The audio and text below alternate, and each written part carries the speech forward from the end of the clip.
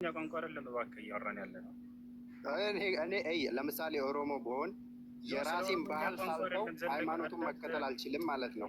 ስማኝ አዳምጠህ ነቢያችን ሰለላሁ ዐለይሂ ወሰለም ሲናገሩ ጊዜ ላ የቁል አሐድኩም አብዲ አንዳችሁ አብዲ ብሎ ሰውን እንዳይጠራ። ምክንያቱም አብዲ ማለት ባሪያዬ ማለት ነው። ተሳቻለ አይደለ? ስለዚህ ሰዎች ደግሞ የአላህ ባሪያ ናቸው እንጂ እኔ አንድን ሰው ሄጄ ባሪያ ብዬ መጥራት አልችልም። ከዚህ አንጻር ነው ነቢያችን ሰለላሁ ዐለይሂ ወሰለም የከለከሉት ማለት ነው። እሺ አኖሽ ከላይ ያለ ቤትህን አንሳ።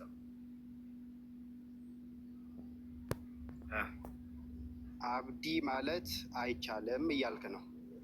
ባሪያዬ ብሎ ሰዎችን መጥራት ስለሆነ ትርጓሜው አይቻልም። አየህ፣ በአረብኛ አእምሯችሁ ታስሯል ማለት ነው። አብዲ ማለት በኦሮሞ የምትችል ከሆነ አንዴ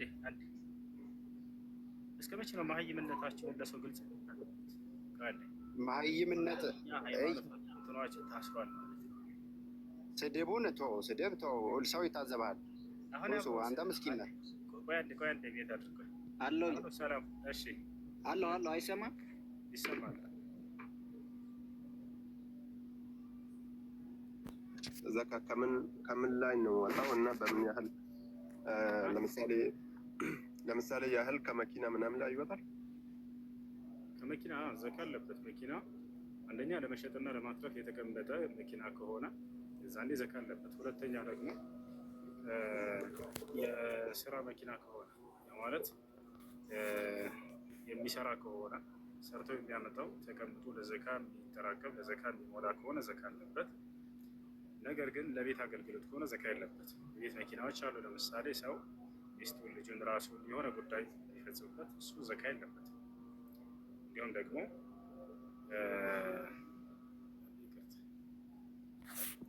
እና ያ ነው ለመሸጥና ለማትረፍ የተቀመጠ መኪና ከሆነ ዘካ አለበት።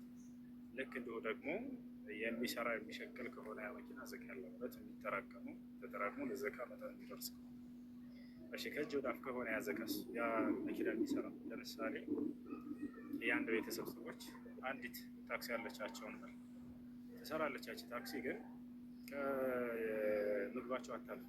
ዘካ ያለበት ወይ የለበት?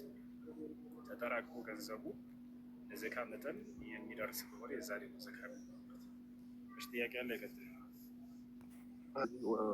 በየጊዜው ከከተማ ወደ ከተማ ሄዳለሁ እና ከከተማ ወደ ከተማ የፍጡር ሰዓት ይለያያል ወይ? የ10 ደቂቃ ልዩነት ምናምን ይኖረዋል? እሺ ጾም በያዝክበት